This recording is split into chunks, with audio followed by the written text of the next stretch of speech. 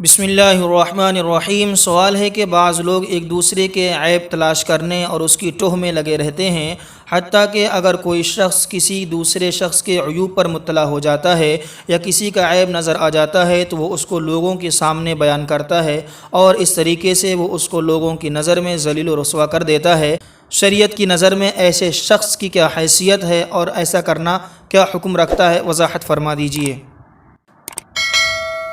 اس کا جواب یہ ہے کہ کسی بھی مسلمان کے لیے یہ جائز نہیں ہے کہ وہ دوسرے مسلمان بھائی کے عیوب پر نظر رکھے اور اس کو تلاش کرے، اور تلاش کرنے کے بعد اس کو لوگوں کے سامنے بیان کر کے اس کو ذلیل و رسوا کرے۔ قرآن کریم میں ایسے عمل کو تجسس بتایا گیا ہے اور اس سے منع کیا گیا ہے، لہٰذا کسی شخص کے عیوب کو تلاش کرتے رہنا نہایت ہی غلط عمل ہے، اس سے بچنا چاہیے، گناہ ہے۔ البتہ اگر کوئی شخص کسی کے عیب یا خامی پر مطلع ہو جائے، کسی کے عیب یا خامیاں کسی کو معلوم چل جائیں تو بھی چاہیے کہ وہ اس پر پردہ پوشی کا معاملہ فرمائے، ان کو چھپائے، اور اگر اصلاح کر سکتا ہو تو تنہائی کے اندر اس کو ان عیوب پر متنبہ کر دے تاکہ وہ ان عیوب کو درست کر لے، ان غلطیوں کو، خامیوں کو درست کر لے۔ لیکن لوگوں کے سامنے بیان کر کے اس کو ذلیل و رسوا کرنا انتہائی غلیظ اور ناجائز اور نامناسب عمل ہے۔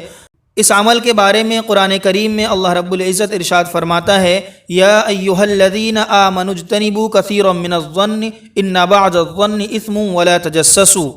کہ اے ایمان والو بہت سے گمان سے بچو اس لیے کہ بعض گمان گناہ ہے، اور فرمایا ولا تجسسوا، اور ایک دوسرے کی ٹوہ میں نہ رہو، ایک دوسرے کے عیوب کو تلاش کرنا یہ درست نہیں ہے، تجسس میں مت رہو۔ سورہ حجرات آیت نمبر 12۔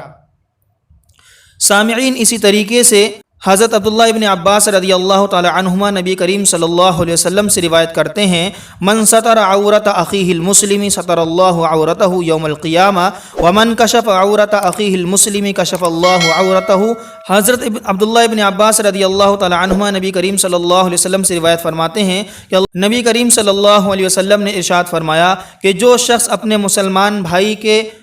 عیوب کو چھپائے گا، اللہ رب العزت قیامت کے دن اس کے عیوب کو چھپائے گا، اور جو شخص اپنے مسلمان بھائی کے عیوب کو لوگوں کے سامنے بیان کرے گا، ظاہر کرے گا، تو اللہ رب العزت اس کے عیوب کو بیان کرے گا حتیٰ کہ اس کو گھر کے اندر بھی رسوا کر دے گا۔ اس روایت کو ابن ماجہ میں بیان کیا گیا ہے، روایت نمبر 2546۔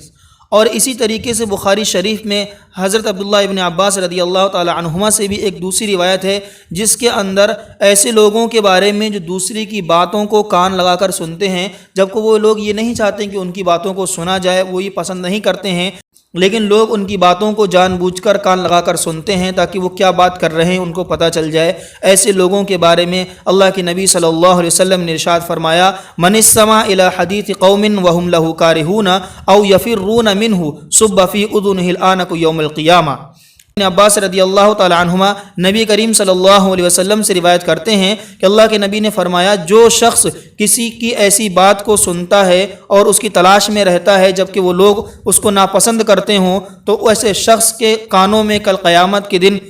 سیسا پگھلا کر ڈالا جائے۔ سامعین، آپ دیکھ سکتے ہیں قرآن و حدیث کے اندر کتنی سخت وعیدیں اور سزائیں اللہ رب العزت نے اسی طریقے سے نبی کریم صلی اللہ علیہ وسلم نے بیان فرمائی ہیں ایسے شخص کے بارے میں جو دوسرے کے عیبوں کو تلاش کرتا ہے اور اس کو لوگوں کے سامنے بیان کر کے اس کو ذلیل و رسوا کر دیتا ہے، یہ لوگوں کی ایسی باتوں کو تلاش کرتا پھرتا ہے کہ لوگ چاہتے ہیں کہ اس کو کوئی نہ سنے اور وہ ان کو سنتا ہے، پھر لوگوں کے سامنے بیان کرتا ہے۔ یہ بہت ہی غلیظ عمل ہے، بہت ہی غلط حرکت ہے، بہت ہی غلط طریقہ ہے، ناجائز ہے، اس سے ہم کو بچنا چاہیے اور اللہ سے ڈرتے رہنا چاہیے، اور ہم سب کو یہ دعا کرتے رہنا چاہیے کہ اللہ رب العزت ہماری ان خامیوں کو نظر انداز کر کے ہماری مغفرت فرمائے، آمین یا رب العالمین۔